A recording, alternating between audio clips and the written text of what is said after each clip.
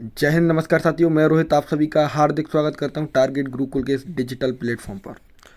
साथियों, जैसा कि आपको पता है कि हमारी रिवीजन सीरीज का आज ये पार्ट 5 है। इसमें आज हम बात करेंगे फंडामेंटल ड्यूटीज़ यानी कि मौलिक कर्तव्यों पर। ये दोनों लैंग्वेज में बताएंगे हम आपको, हिंदी और इंग्लिश में। आप लोगों की ही डिमांड पर आती है सारी चीज़ें। पिछली वाली वीडियो में जो डीपीएसपी में मैंने आपसे प्रश्न पूछे थे दो, उनका सही उत्तर दिया है सिंह विद सोना और लाजो यादव। मुझे एक चीज़ बताइए कि आप लोगों के ही लिए हम ये सीरीज चला रहे हैं, रिवीजन सीरीज। जब मैं आपसे क्वेश्चन पूछता हूँ तो आप लोग आंसर क्यों नहीं देते हैं? इसका मतलब मुझे लगता है कि आप लोग वीडियो पूरा नहीं देखते हैं। जब मैं अभी टाइमिंग देख रहा था तो एवरेज टाइमिंग थी 3 मिनट।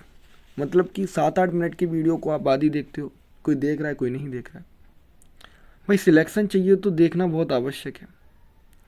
क्वेश्चन पूछे यार, उनका आंसर भी दीजिए। कुछ लोग कह रहे थे कि भैया इंग्लिश में करवाइए, तो इंग्लिश में आ गई, पूरी पीडीएफ भी मिल रही है आपको, टेलीग्राम पर सारी चीज़ें आ रही हैं, फिर भी दिक्कत हो रही है। छोड़ो, स्टार्ट करते हैं फंडामेंटल ड्यूटीज़ को। आज का प्रश्न आप सुन लीजिए, इसका उत्तर देना। जो पहला प्रश्न लिख लीजिए आप, डीपीएसपी किस देश से ली गई है?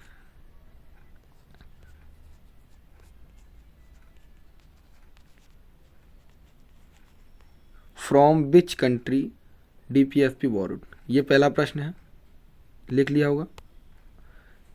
इसके अलावा दूसरा प्रश्न है, डीपीएसपी किस भाग में है संविधान के किस भाग में है? ये दोनों प्रश्नों का उत्तर आप लोग कमेंट बॉक्स के माध्यम से हमें देंगे।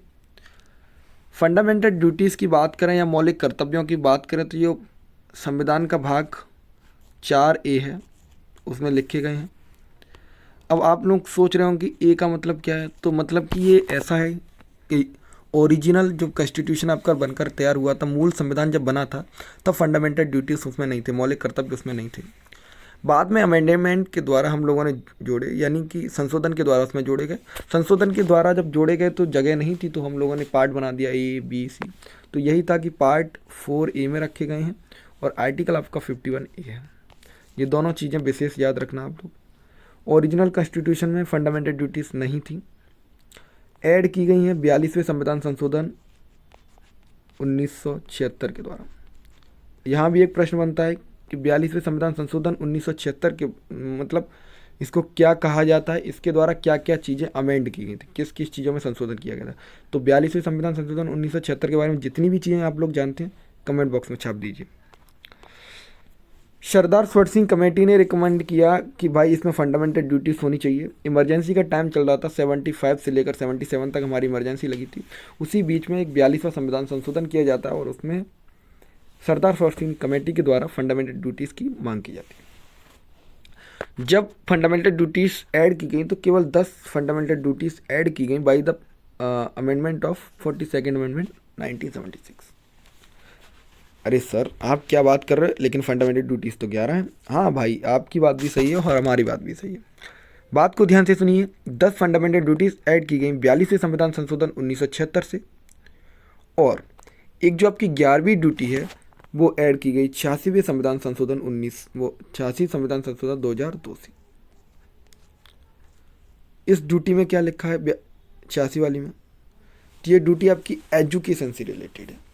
मतलब 6 से 14 साल के बच्चों को माता पिता के द्वारा शिक्षा दिलवाना माता पिता का कर्तव्य है। ये बात लिखी है किस में? 11वीं ड्यूटी में, और जो ऐड की गई 86वीं संविधान संशोधन 2002 से। यही प्रश्न 2002 वाला आपका 2021 एंट्रेंस में आया हुआ है। अभी तक चैनल को सब्सक्राइब नहीं किया तो चैनल को सब्सक्राइब कर लो।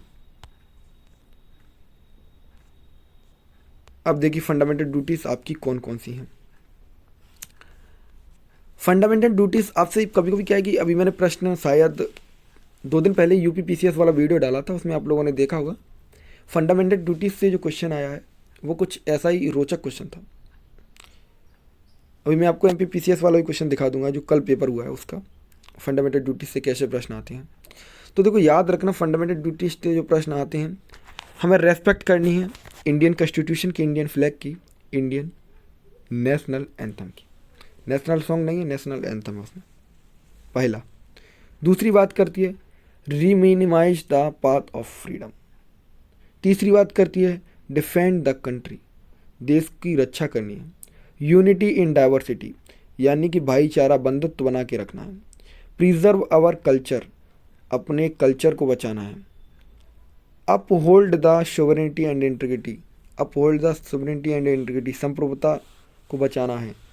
प्रोटेक्ट द इन्वायरमेंट, इन्वायरमेंट को बचाना है। याद रखना इन्वायरमेंट आपका डीपीएसपी के अंदर भी है, यही कन्फ्यूज़न क्वेश्चन दिया था आपका उसमें, क्या कहते हैं, यूपीपीसीएस के अंदर।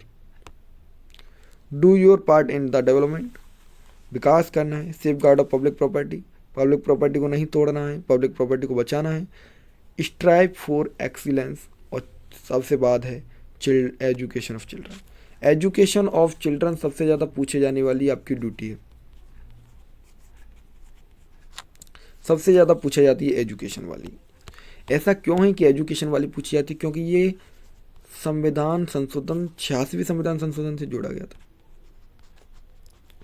और अधिकतर आप लोगों को जब अमेंडमेंट बहुत ज़्यादा पूछे जाते हैं, अमेंडमेंट पूछने का मतलब है कि देखो आप लोगों को सारी चीज़ों को इंटरलिंक करना है। अब मैं आप लोगों को दिखा देता हूँ जो एमपीपीसीएस में कल वाले प्रश्न आए हैं, जो फंडामेंटल ड्यूटीज से ही हैं, वो दिखा देता हूँ। ये वाला क्वेश्चन एमपीपीसीएस 2022 के पेपर में आया है। देखो, the word avoid the respect, यानी कि किस चीज़ की जो रेस्पेक्ट करने की बात की जाती है आर्टिकल 51 के अंदर, उसमें दिया है। आपसे पूछ रहा है सोवरेनिटी, इंटीग्रिटी, यूनिटी, आपको पता ये भी है। रिच हेरिटेज, मैंने आपको बताया कि अपने जो कल्चर है, अपने जो हेरिटेज है उन्हें बचा के रखना है। नेचुरल एनवायरनमेंट को बचाना है। तो ये सारी चीज़ें किसके अंदर हैं? फंडामेंटल ड्यूटीज़ के अंदर। और फंडामेंटल ड्यूटीज़ किसके अंदर है? कॉन्स्टिट्यूशन के अंदर। तो इसका सही आंसर था कॉन्स्टिट्यूशन, क्योंकि ये तीनों ऑप्शन भी सही हैं और ये भी सही है, और उन्होंने एक ऑप्शन पूछा है, तो अगर सबसे अप्रोप्रिएट देखेंगे तो कॉन्स्टिट्यूशन है। ठीक है, ये एमपीपीसीएस का है। अब वेस्ट बंगाल पीसीएस भी कल ही हुआ है संडे को, उसका भी पेपर दिखा देता हूँ मैं आपको। बंगाल पीसीएस में फंडामेंटल राइट से आया है, फंडामेंटल ड्यूटीज से नहीं आया, तो आप लोग देख पा रहे होंगे। मैं इस प्रश्न को आप लोगों को होमवर्क के तौर पर दे रहा हूँ। ये प्रश्न है, who is the protector of the fundamental rights of a citizen. इसका आंसर आप लोगों को कमेंट बॉक्स में देना है। ठीक है, जो भी सही आंसर देगा उसका कल नाम लिया जाएगा वीडियो में। एक बार को एक रिवीजन कर लेते हैं फंडामेंटल ड्यूटीज़ का। तो जो चीज़ याद रखने लायक है वो मैं आपको बता देता हूँ। पहले तो चैनल सब्सक्राइब कर लेना है। पार्ट याद रखना, पार्ट 4A के अंदर फंडामेंटल ड्यूटीज़ यानी मौलिक कर्तव्यों की बात की गई है। आर्टिकल 51A है, ओरिजिनल कॉन्स्टिट्यूशन में नहीं थे। ओरिजिनल कॉन्स्टिट्यूशन में नहीं थे तो फिर कब आए? 42वें संविधान संशोधन 1976 से ऐड किए गए। किसकी रिकमेंडेशन थी? सरदार स्वर्ण सिंह कमेटी की रिकमेंडेशन थी। इंपॉर्टेंट है, सबसे ज़्यादा पूछा जाता है कमेटी का नाम। 10 फंडामेंटल ड्यूटीज़ ऐड की गई हैं 42वें संविधान संशोधन 1976 से। एक ऐड की गई है आपकी 86वें संविधान संशोधन 2002 से। 12 जो आपकी 11 फंडामेंटल ड्यूटीज़ हैं वो आपको यहाँ देख रही होंगी। Respect of constitution, national flag, national anthem, reminisce the path to freedom, defend the country. 4th है यूनिटी इन डाइवर्सिटी। 5th है आपकी प्रिजर्व आवर कल्चर। 6th है uphold the sovereignty and integrity. 7 है protect the environment, do your part in development. 8th है। 9th है safe guard public property. अभी अग्निपथ वाला आंदोलन चल रहा है, तो देखिए अग्निपथ वाला आपको देखो अधिकार है आंदोलन करने का, लेकिन पब्लिक प्रॉपर्टी तोड़ने का अधिकार नहीं है।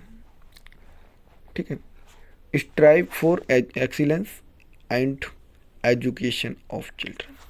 याद रखना 11वीं फंडामेंटल ड्यूटीज़ बहुत ही महत्वपूर्ण है। अगर आपको ये वीडियो अच्छा लगा है तो वीडियो को लाइक करना है, चैनल को सब्सक्राइब करना है और मुझे फॉलो कर लेना है इंस्टाग्राम पर टीम रोहित तोमर के नाम से।